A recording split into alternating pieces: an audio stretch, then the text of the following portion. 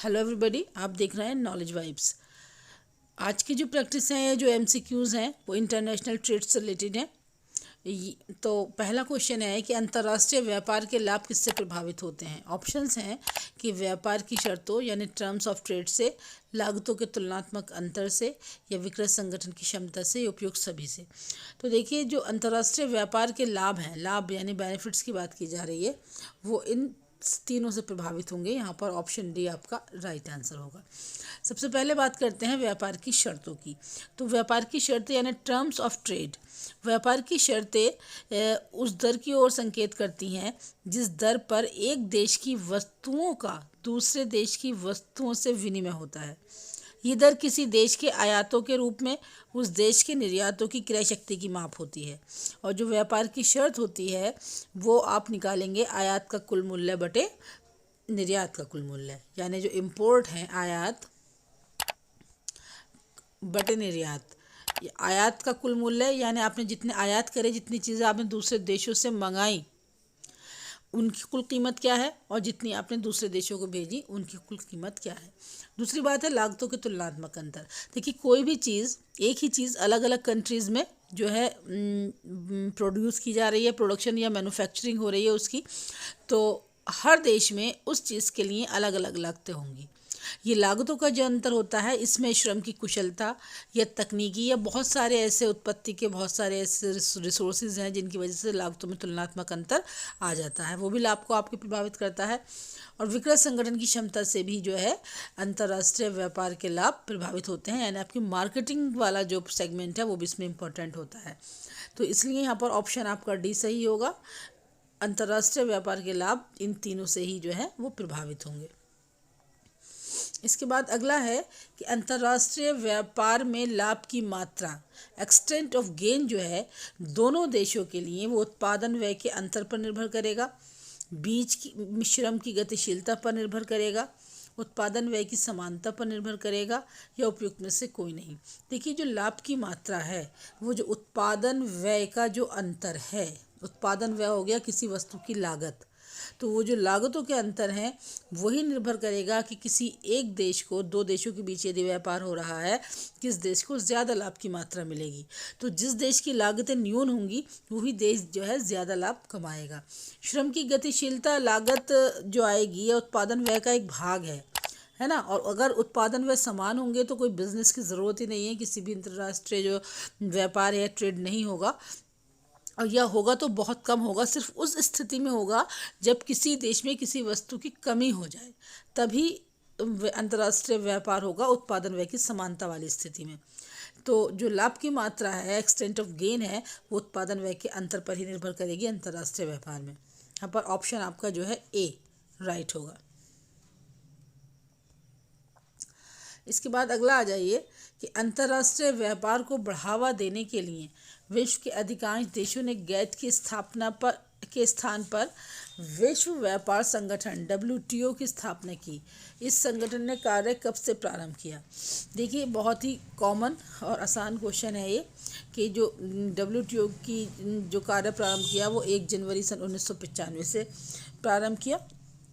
WTO से पहले जो संगठन था वो गैट था, जो अंतर्राष्ट्रीय व्यापार को बढ़ावा देने और व्यापार में परिणात्मक प्रतिबंधों को हतोत्साहित करने और अंतर्राष्ट्रीय व्यापार से संबंधित विभिन्न समस्याओं को सुलझाने के लिए बनाया गया था गैट। और गैट की फुल फॉर्म जो होती है general agreement trade and tariff, ठीक है। और जो गैट की स्थापना है वो 30 अक्टूबर 1927 को हुई थी, 1947 को। जो गैट की आपकी स्थापना वर्ष पूछा जाए तो ये था आपका 30 अक्टूबर 1947। और जब आपका विश्व व्यापार संगठन यानी WTO की बात की जाए तो उसकी स्थापना है 1 जनवरी सन 1995। इसके बाद अगला क्वेश्चन है कि तटकर से अंतर्राष्ट्रीय व्यापार का परिमाण घटेगा, बढ़ेगा, पूर्ववत रहेगा या घटता भी सकता है और बढ़ भी सकता है।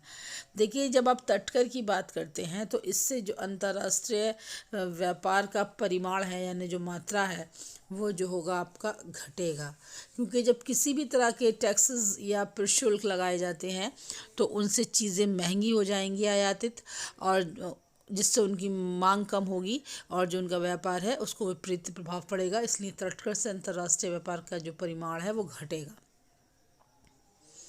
इसके बाद अगला है कि जिस देश में बेरोजगारी है उसके लिए तटकर अहितकर है, हितकर है। तटकर का बेरोजगारी पर कोई प्रभाव नहीं पड़ता, उपरोक्त में से कोई नहीं। देखिए, अगर किसी देश में बेरोजगारी है तो उस देश के लिए तटकर हितकर होगा, क्योंकि अगर तटकर लगेगा तो आयात जो हैं वो कम हो जाएंगे। जब आयात कम होंगे तो जो वस्तुओं की पूर्ति बाहर से हो रही थी वो देश में ही अपने बनाए जाने की कोशिश की जाएगी, और जब उन वस्तुओं का प्रोडक्शन बढ़ाया जाएगा तो ज़रूरी है कि जो एक्स्ट्रा लोगों को काम पर लगाया जाए, तो जो बेरोज़गार हैं उन्हें रोज़गार के अवसर मिल जाएंगे देश में। तो इसलिए जिस देश में बेरोज़गारी है उसके लिए तटकर जो है वो हितकर होता है। इसके बाद अगला है कि आयात कर लगाने या इसमें वृद्धि करने से विदेशी वस्तुएं देश में महंगी हो जाती हैं, जिससे इनकी मांग कम हो जाएगी। तो फिर इसके परिणाम स्वरूप क्या होगा, आपके आयात जो हैं घट जाएंगे। बी आंसर सही है। जब आयातित वस्तुएं महंगी होगी, इनकी मांग कम हो जाएगी, तो फिर जो है जब मांग ही नहीं रहेगी तो आयात क्यों किए जाएंगे, इसलिए आयात जो है उस वस्तु का घट जाएगा। इसके बाद अगला है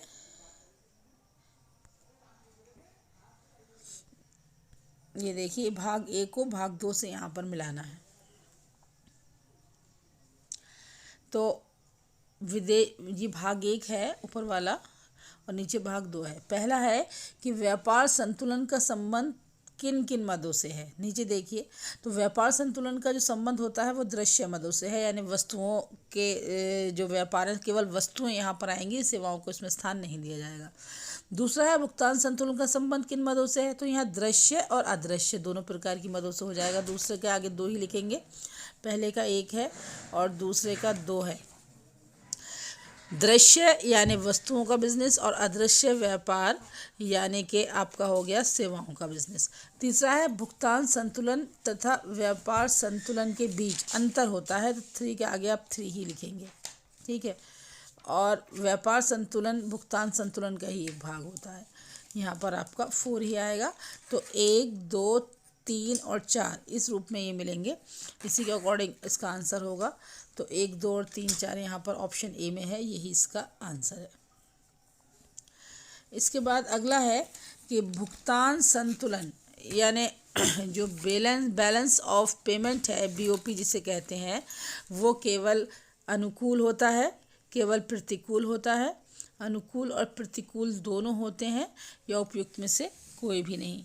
देखिए, जो भुगतान संतुलन है वो अनुकूल भी हो सकता है और प्रतिकूल भी हो सकता है। अगर निर्यात आयात से ज़्यादा है तो जो है आपका अनुकूल है, और आयात ज़्यादा है निर्यात से तो आपका प्रतिकूल है। यानी अगर हमारे आयात ज़्यादा होंगे तो प्रतिकूल होगा और निर्यात ज़्यादा होंगे आयात के मुकाबले में तो अनुकूल होगा। तो यहाँ पर ऑप्शन जो है सी आपका वो राइट है। इसके बाद अगला है कि भुगतान संतुलन के अंतर्गत केवल सभी प्रकार के विकलन यानी डेबिट्स को शामिल किया जाता है, सभी प्रकार के क्रेडिट्स को शामिल किया जाता है। ये सभी प्रकार के डेबिट और क्रेडिट दोनों शामिल किए जाएंगे या उपयुक्त सभी। तो देखिए, जो भुगतान संतुलन होता है उसमें क्रेडिट्स और डेबिट्स डबल एंट्री वाली टेबल होती है और दोनों ही शामिल किए जाते हैं। ऑप्शन सी यहाँ पर सही है। इससे अगला है कि निम्नलिखित में से कौन सा कथन सत्य है। पहला है भुगतान संतुलन के अंतर्गत व्यापार संतुलन भी शामिल होता है। दूसरा है व्यापार संतुलन के अंतर्गत भुगतान संतुलन भी शामिल होता है, ये गलत है। पहला ही यहाँ पर सही है कि जो भुगतान संतुलन है उसके अंदर व्यापार संतुलन शामिल है। भुगतान संतुलन और व्यापार संतुलन का कोई संबंध नहीं, ये भी गलत है, क्योंकि जो व्यापार संतुलन है वो भुगतान संतुलन का एक भाग होता है और उपयुक्त में से कोई नहीं भी गलत। तो ऑप्शन ए यहाँ पर ठीक है। इसके बाद अगला है कि विश्व व्यापार संगठन यानी WTO वर्ल्ड ट्रेड ऑर्गेनाइजेशन अंतर्राष्ट्रीय मुद्रा कोष का एक अंग है, संयुक्त राष्ट्र संघ का एक अंग है, एक अमेरिकी व्यापारिक संगठन है। यह गैट सदस्यों द्वारा स्थापित एक अंतर्राष्ट्रीय व्यापार का संगठन है। तो यहाँ पर ऑप्शन डी ठीक है, क्योंकि जो गैट था उसी की जगह 1 जनवरी सन 1995 को जो है WTO ने ली। तो गैट सदस्यों द्वारा स्थापित ही एक अंतर्राष्ट्रीय संगठन था ये। इसके बाद अगला है कि अंतर्राष्ट्रीय मुद्रा कोष की स्थापना प्रत्यक्ष परिणाम था व्यापार और प्रशुल्क से संबंधित सामान्य समझौतों का, स्मिथसोनियन समझौते का, यूरोपियन मौद्रिक समझौते का या ब्रिटेन वुड्स सम्मेलन का। तो देखिए जो अंतर्राष्ट्रीय मुद्रा कोष है वो ब्रिटेन वुड्स जो सम्मेलन था उसकी प्रत्यक्ष परिणाम था। ब्रिटेन वुड्स सम्मेलन में 2 जुड़वा संस्थाएं बनी, एक था IMF यानी अंतर्राष्ट्रीय मुद्रा कोष और दूसरा था IBRD यानी ये दोनों ही संस्थाएं एक दूसरे की पूरक संस्थाएं हैं। ठीक है, ये बात याद रखने की है, बार बार क्वेश्चन पूछा जाता है ये कि जुड़वा संस्थाएं, तो ये IMF और IBRD है। ब्रिटेन वुड्स सम्मेलन के परिणाम स्वरूप 2 अंतर्राष्ट्रीय मौद्रिक संगठन अस्तित्व में आए थे, अंतर्राष्ट्रीय मुद्रा कोष IMF और अंतर्राष्ट्रीय पुनर्निर्माण एवं विकास बैंक IBRD, जिसे वर्ल्ड बैंक भी कहा जाता है। तो यहाँ पर आपका जो आंसर आएगा वो आएगा डी।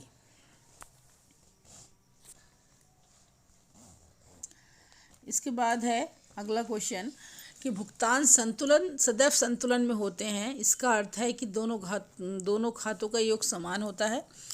भुगतान संतुलन में चालू खाता एवं पूंजी खाता पृथक संतुलन में होते हैं। समस्त देनदारियां वास्तविक अर्थों में समान है।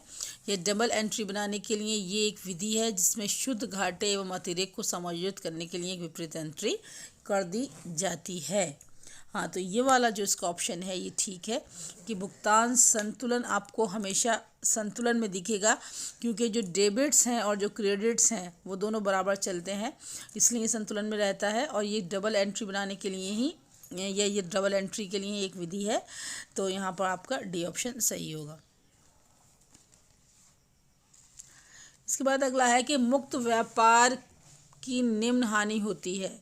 यदि फ्री ट्रेड हो, अगर अलग अलग देशों जो के साथ बिजनेस हो रहा है उनके बीच में कोई रेस्ट्रिक्शंस ना हो, कोई टैरिफ्स ना हो, तो क्या क्या उसमें हानियाँ होंगी। तो शिशु उद्योगों पर विपरीत प्रभाव पड़ेगा। पहला है, ये सही है कि जो नए उभरते हुए किसी विकासशील देशों के उद्योग है, जब मुक्त व्यापार होगा, फ्री ट्रेड होगा इंटरनेशनल लेवल पर, तो जो बाहर से डेवलप्ड कंट्रीज से आने वाली जो कंपनीज़ हैं जिनकी टेक्नोलॉजी बहुत हाई है, वो सेम प्रोडक्ट को बहुत लो प्राइस पर बेच देंगी। तो जो शिशु उद्योग हैं उन पर विपरीत प्रभाव पड़ेगा और उनके अस्तित्व पे खतरा मंडराएगा। दूसरा है विदेशी पूंजी का प्रभाव बिल्कुल बढ़ेगा, क्योंकि जब मुक्त व्यापार होगा, फ्री ट्रेड होगा, तो FDI पर कोई रोक टोक ना होगी। वो मतलब पूरी तरह से किसी भी विकासशील देश में, क्योंकि जो विकसित देश हैं ये मार्केट ढूंढते हैं, तो विकासशील देशों में ये पूंजी का अपना जमावड़ा कर देंगे। फिर है उद्योगों के विधिकरण पर भी इसका प्रभाव पड़ेगा, ये भी ठीक है।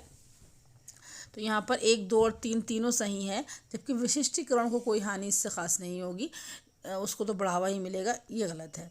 तो इसका जो आंसर आपका आएगा वो आएगा 1, 2 और 3। इसके बाद अगला है कि विकासशील देशों की अधिकांशतः ही शिकायत होती है कि उनकी व्यापार की शर्तों में गिरावट आ रही है, उनकी निर्यात उपलब्धियां या परिसंपत्तियां बहुत अस्थिर हैं, वर्तमान अंतर्राष्ट्रीय मौद्रिक व्यवस्था विकसित देशों के हितों का संरक्षण करती है। तो देखिए तीनों ही शिकायतें विकासशील देशों की होती हैं। उनके व्यापार में जो है वो गिरावट आती है व्यापार की शर्तों में, क्योंकि जो व्यापार की शर्त है वो होती है आयात का मूल्य अपॉन निर्यात का मूल्य। तो इनके हमेशा आयात जो है वो निर्यातों से ज़्यादा रहते हैं, इसलिए उनकी जो शर्तें हैं वो उसमें गिरावट आ जाती है। और उनकी निर्यात उपलब्धियां या परिसंपत्तियां भी अस्थिर रहती हैं, और साथ ही अंतर्राष्ट्रीय मौद्रिक व्यवस्था जो है उनका जो झुकाव है वो विकसित देशों की तरफ रहता है और इन सभी संगठनों पर जो विकसित देश हैं उन्हीं का प्रभाव रहता है। तो ये तीनों ही शिकायतें विकासशील देशों को रहती हैं। अगला है कि वर्तमान में विनिमय दरों को किस रूप में अपनाया जाता है। तो वर्तमान समय में जो विनिमय दरें हैं वो परिवर्तनशील रहती हैं। इसके बाद अगला है कि एक देश जिसका भुगतान संतुलन असाम्य की स्थिति में होता है वो क्या उपाय कर सकता है। तो देखिए वो स्वर्ण का निर्यात करेगा, तब उसका जो है संतुलन स्थापित हो जाएगा, भुगतान संतुलन। अगला क्वेश्चन है कि निम्न में से कौन सी मद भुगतान संतुलन की डेबिट मद नहीं है। तो जो भुगतान संतुलन की डेबिट मदें हैं उनमें आएगा वस्तुओं का आयात, सेवाओं पर किया गया व्यय, बीमा सेवाओं पर किया गया व्यय और बैंक सेवाओं पर किया गया व्यय, शिक्षा और अन्य सेवाओं पर किया गया व्यय, या देश के पर्यटकों या छात्रों द्वारा विदेश में व्यय, या देश की सरकारों द्वारा विदेश में व्यय।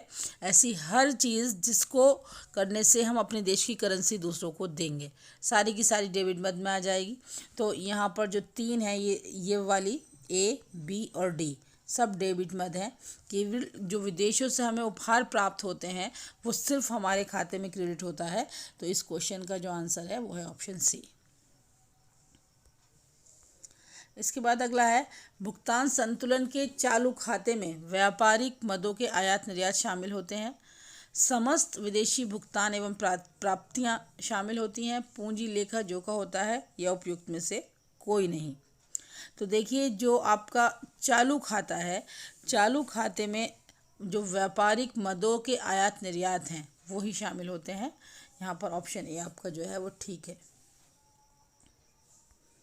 अगला है कि जब देश अपनी घरेलू अपस्फीति यानी रिसेशन यानी मंदी का सामना करता है तथा उसके भुगतान संतुलन में घाटा है, तो अपस्फीति को रोकने के लिए व्यय बढ़ाने पर नीति से घाटा बढ़ेगा, कम होगा, शून्य हो जाएगा, या उसमें से कोई नहीं। ये भुगतान संतुलन के घाटे के बारे में बात की जा रही है। और यदि देश में मंदी है उस मंदी को दूर करने के लिए व्यय किया जाता है राजकोषीय सरकारी की तरफ से, तो उससे जो भुगतान संतुलन का घाटा है वो बढ़ जाता है। यहाँ पर आपका ऑप्शन बी जो है वो सही है। इसके बाद अगला है कि IMF की स्थापना एवं कार्य आरंभ का वर्ष क्या है। तो देखिए जो IMF की स्थापना थी वो हुई थी 1945 में, लेकिन जो IMF ने कार्य करना शुरू किया था वो शुरू किया था 1947 में।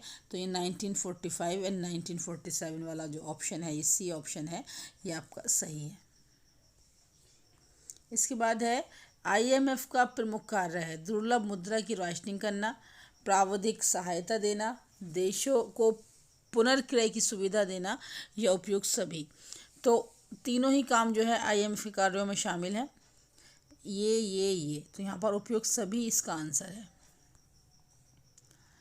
इसके बाद अगला क्वेश्चन है कि वर्तमान में SDR का मूल्य कितनी मुद्राओं के आधार पर निर्धारित किया जाता है।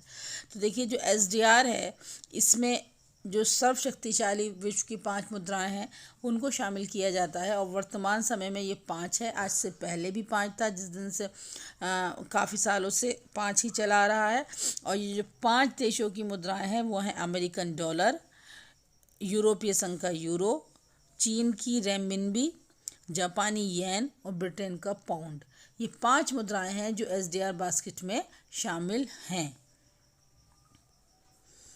इसके बाद अगला क्वेश्चन है कि वर्ष 1991 में SDI के मूल्य निर्धारण की जो बास्केट है उसमें किस मुद्रा का भार अधिकतम था। तो सन 1991 में अमेरिकन डॉलर था, जब इसका जो वेटेज था वो 40 पॉइंट समथिंग था, और वर्तमान समय में भी अमेरिकी डॉलर ही है 41 पॉइंट समथिंग इसका आज जो उस बास्केट ऑफ करेंसीज है SDR की उसमें इसका वेटेज है।